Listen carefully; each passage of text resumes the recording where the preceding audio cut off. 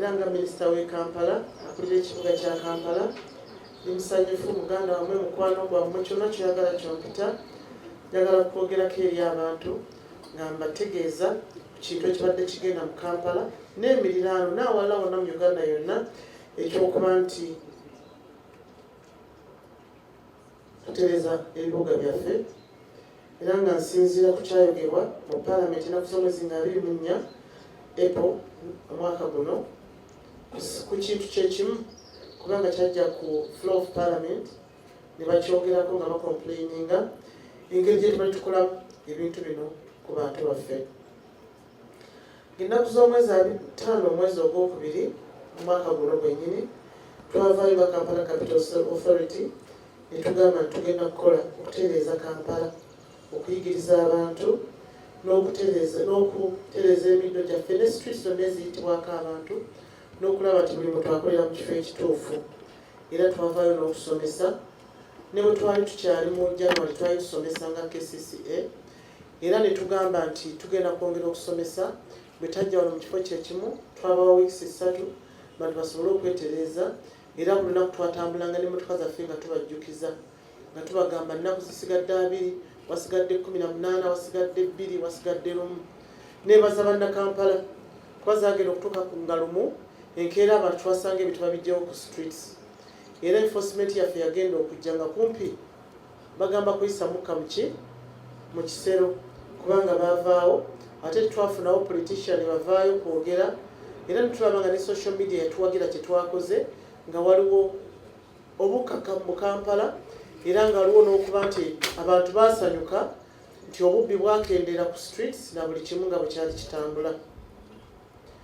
Era ffe nga ffe twalaba nti ekigendererwa kyaffe kituukiridde ne tulaba nga abantu basanyufu ddala bano abaali basasula license mu maduuka ate ne tusalawo n'ebifo KCC byegenda babuulira bantu balagawa kubanga ogamba ngobye endagawa n'ekye twakola twagenda mu butale ne tutandika okunoonya ebifo by'abantu ayo naye tukimanyi nti bye tukozeeko bikyaliyo era nga tubagamba aba Kampala district mugende ku district mulabe director wa gender basobole okuba directing ayo musobole okukola ki okugenda.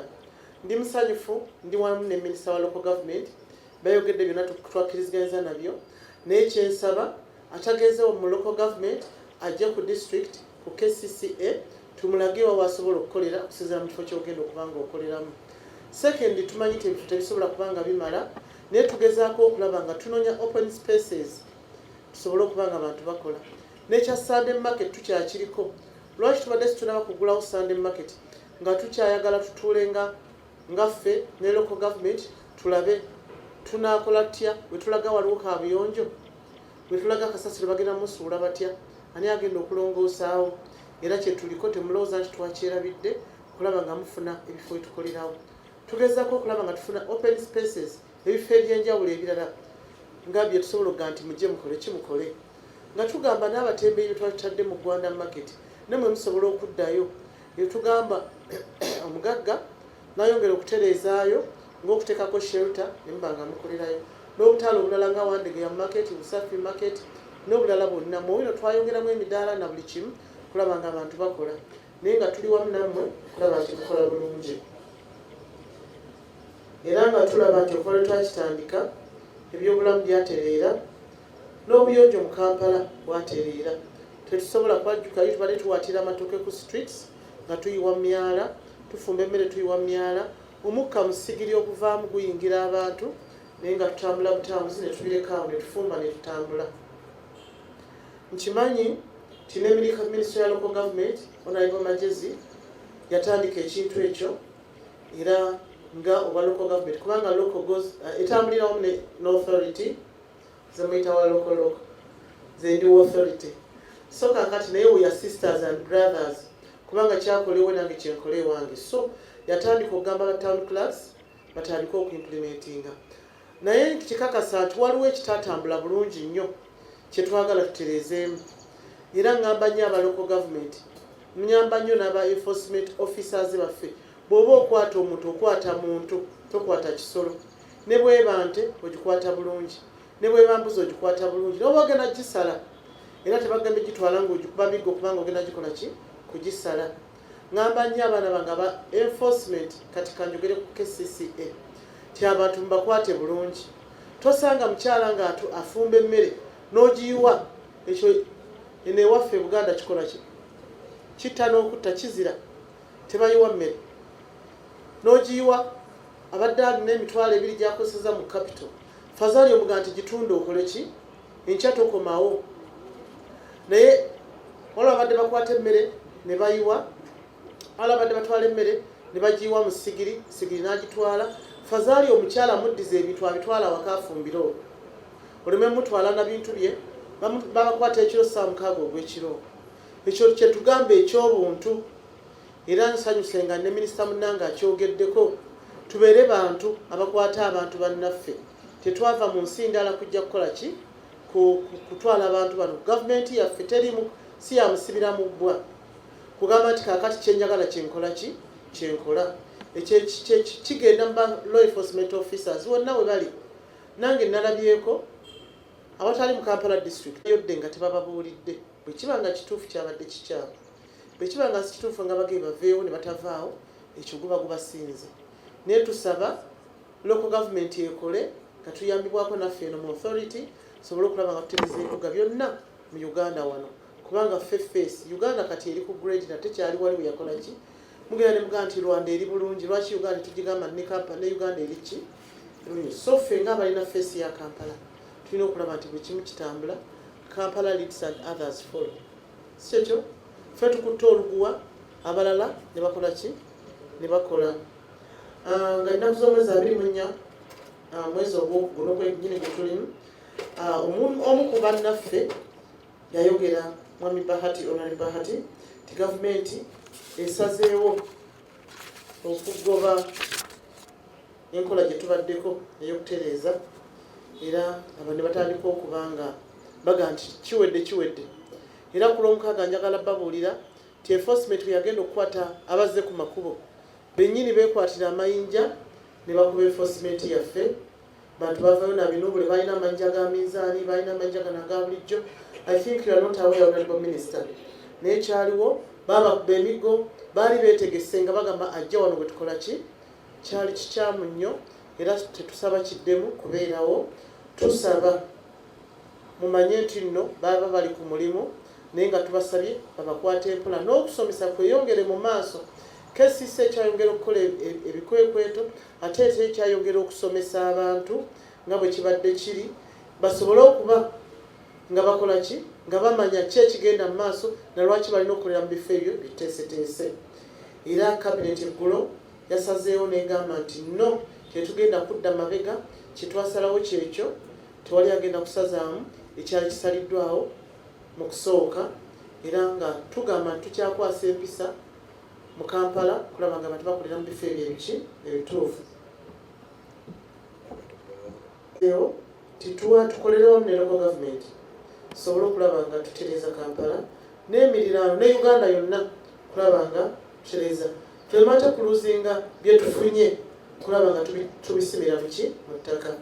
Era mu nsonga eyo nga minisita w'e Kampala mbasaba bategeeza nti nga bwe twasalawo luli mu Gwokubiri twali kye tukyusaamu tusigala tukyagamba tugenda kusigala nga tukola nga bwe tubadde tukola nga situsazeemu kintu nakimu.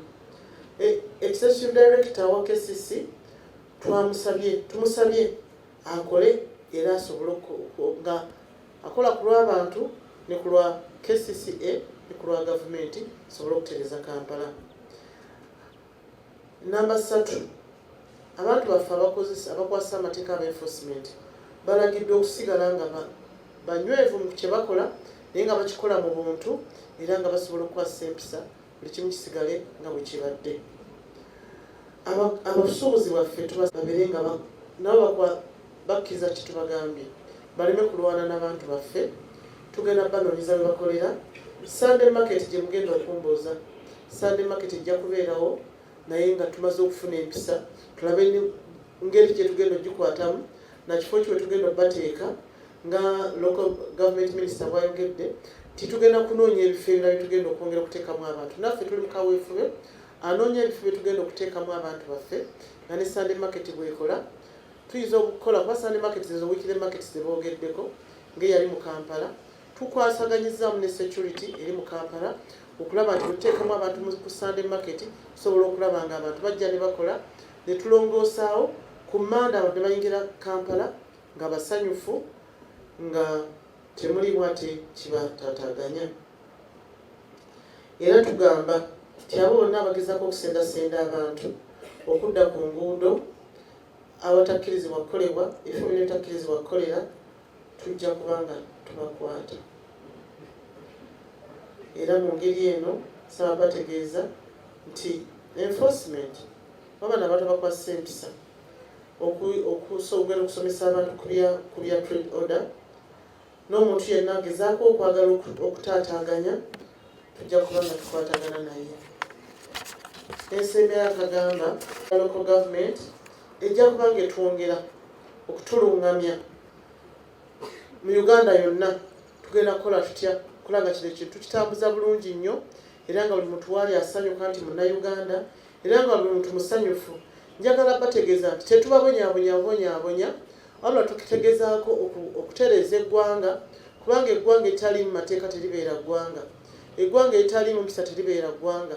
So tugenda kukwataganira wamu ne minisita wa local government tulabe nga alungamya aveeyo n'ekiwandiiko ekigamba nti abantu bagenda kukola bwe bati n'okunoonya ne pulezidenti waffe ali wamu n'abo okutulungamya n'okutwongera mu spaces wetugenda okukolera.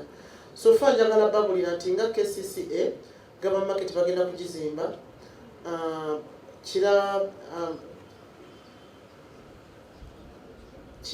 kira wali akatala kagenda okuzimbibwa, Usafi market kagenda kuzimbibwa, Chitta Ntola akatala kagenda okuzimbibwa n'obutalo bulala bungi bwe tugenda okuzimba nga tukolera wamu nga gavumenti.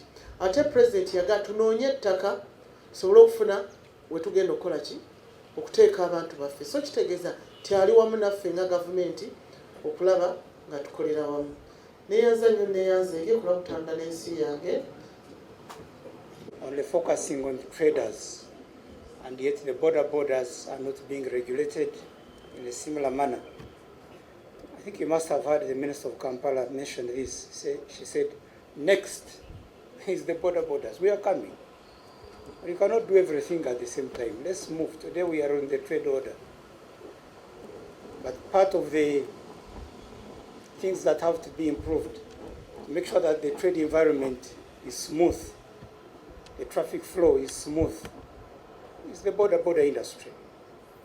They have made a federation.